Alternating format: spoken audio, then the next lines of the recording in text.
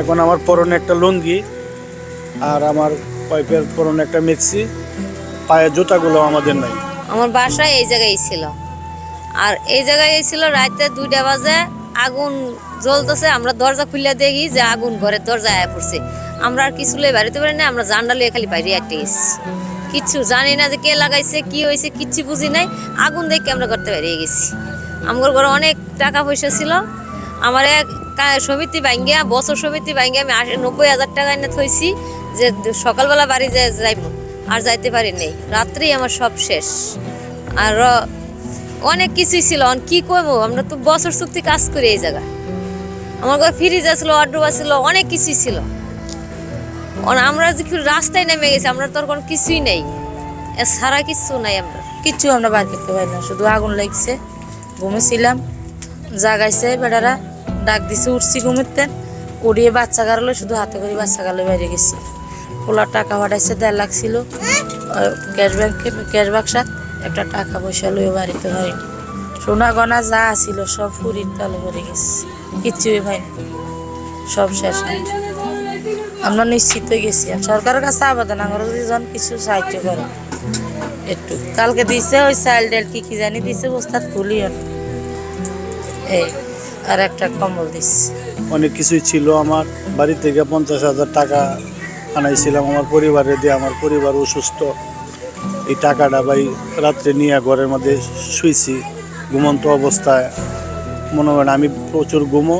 আগুন যখন লাগছে তখন সবাই চিল্লাপাল্লা করতেছে। তখন আমার একটা ছেলে আছে, ফয়সাল নাম, ছেলে এবং আমার পরিবার আমার শেষরায় আমার ঠান্ডা বাইর করছে। বাইর করার পরে দেয়া মনে করলাম যে আমি টাকা দিই আবার গিয়ে পুনরায় লইমো। টাকা দিয়ে লওয়ার পথে দেখি কারেন্টের তার কমনে পুরিয়ায় বেড়ার মধ্যে লাগছে।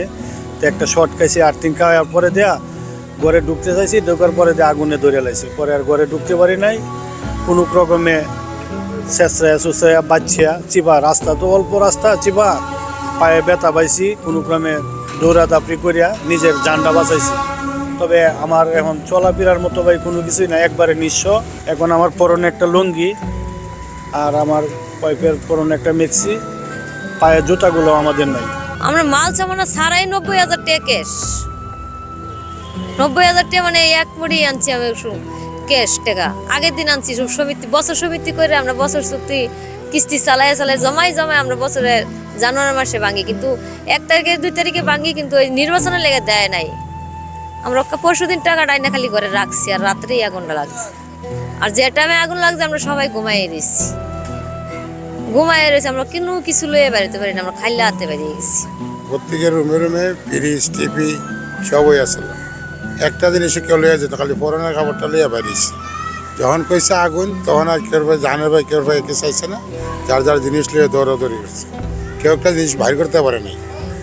আর প্রত্যেক ঘরে ঘরে ফিরে যাচ্ছিল। আমার 2টা রুম আছিল, আমার 2টা রুমের মাল সামানে সব ফিরে গেছে। আর টাকা পয়সা তো মনে হয় কম বেশি থাকেই। আমার 3টা ছেলে আর আমরা স্বামী স্ত্রী 2জন ব্যবসা তো করি। হয়তো 15 আমার খালি ফ্রিজটা বাজাচ্ছে আমার ছেলে, ছোটো ছেলে কান্দে করে ওই রেল লাইনের উপরে উড়াইছে। তখন যে এত ধরে এত জঘন্য কাজ করছে, দৃষ্টান্তমূলক শাস্তির দাবি চাই আমরা, যাতে এইটা সত্যিকারের একটা বিচার আমরা পাই। আর আমরা যে সরকার থেকে কোনো অনুদান দেয় তাহলে আমরা বাস নিলে তো উপায় নেই।